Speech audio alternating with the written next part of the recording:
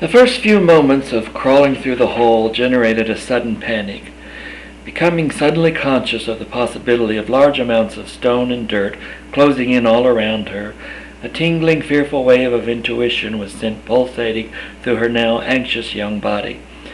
"Dear Lord, hold that stuff in place a little bit longer anyway, please," she muttered. Not one to allow the afflictions of the moment to incapacitate her, she plunged ahead.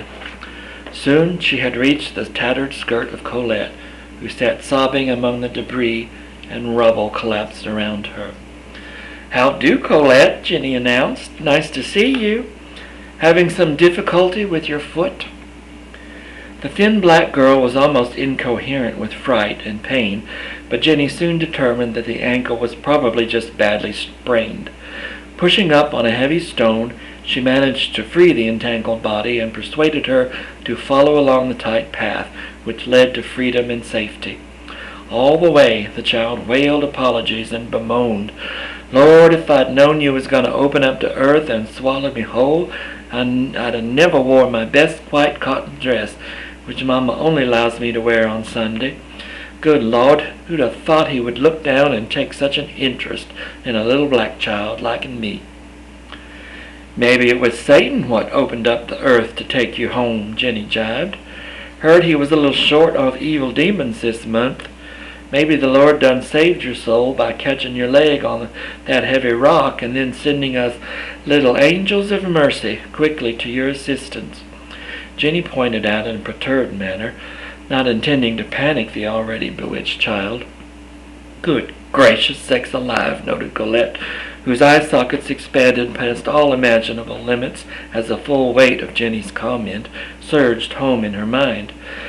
The pace of her crawling accelerated as she literally shot through the narrowest part of the opening in the wall.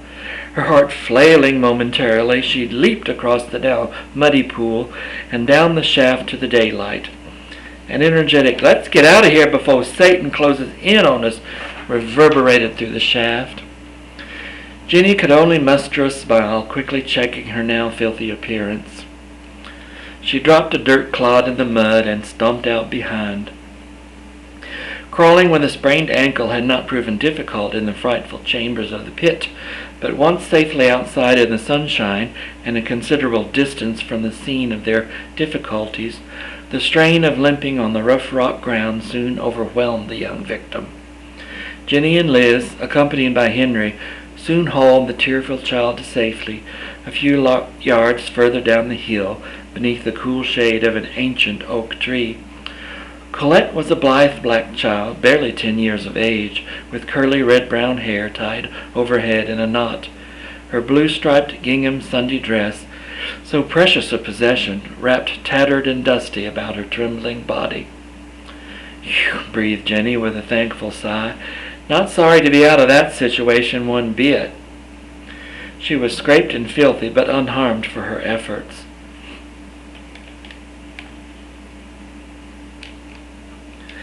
Colette's ankle was swollen larger than a small pig and looked frightfully black and blue.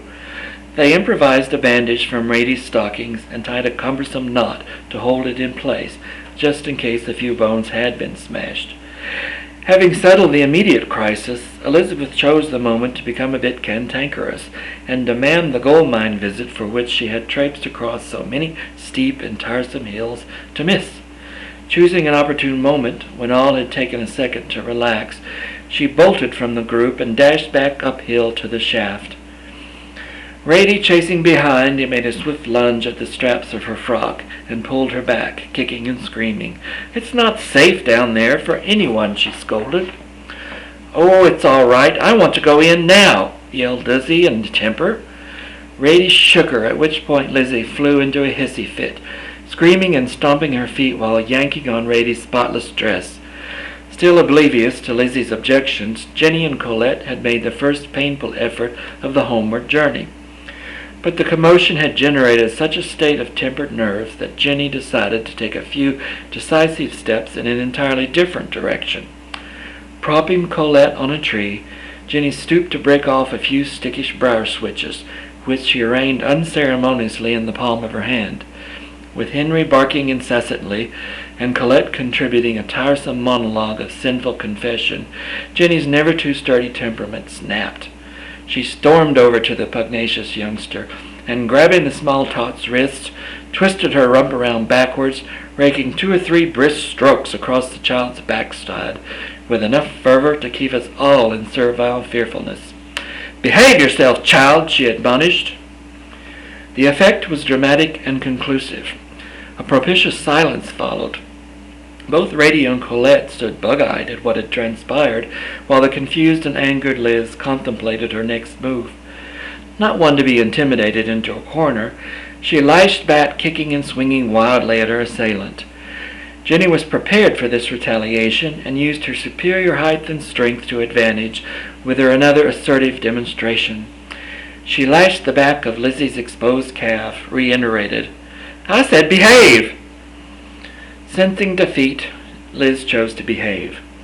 Having shocked the sensibilities of her companions, Jenny marched on indomitably, while the young child superciliously followed, occasionally stooping to rub her tensed calves. Rady, assisting Collette, ambled down the slope homeward. After a few minutes, Jenny slowed her pace and turned to check her tribe. Observing the tight beads of perspiration floating on Rady's forehead, she took up a position on Colette's free shoulder and spirited the 2 girls onward. After a moment she muttered, "Sorry, Rady, but it just seemed to be the thing to do." "Well, it's okay, I suppose," came the response. "Lord knows she needs a good belting now and then, but Mama doesn't approve. She never gets spanked at home. I wonder what she'll tell when we get home." The 3 girls stopped briefly to catch their breath, and glancing back at the tired child who had been trailing them, were pleased to see a delightful smile erupt in the mangled, pouting face. "We're okay," Jenny announced, peering into Rady's deep blue eyes as the 2 girls began to chuckle, then giggle, and then laugh hysterically. Collette piped in, "Won't be so much laughing when Mama sees her precious little child. If I'm lucky, I'll only get a few scrapes of Miss Jenny's branch," she commented, bringing on another gale of laughter. "And I'll be scrubbing this dress for days till the borax takes the stains out," she added. "So you thought Satan had come up and taken a personal interest in your affairs, Collette?" Jenny wailed incredulously.